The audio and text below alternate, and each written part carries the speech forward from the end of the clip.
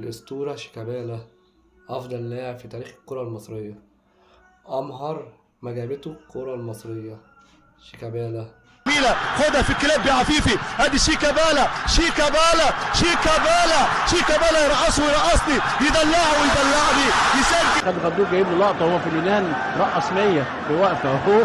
قال له مش اقول لكم هيرقصوا؟ قال له تعالى يا عم انت رقصتني واحده. الله على الكوره الشراب. تعاشى شيكابالا ويشوط.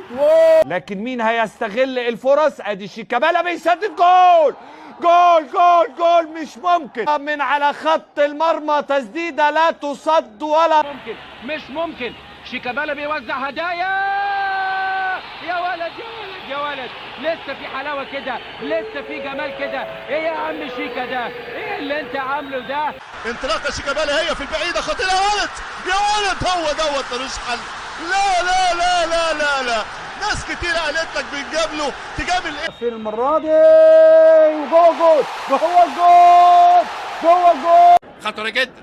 ومرة تانية يا ساتر يا نهار أبيض لشيكابالا والراجل طلع قدام يا ولد.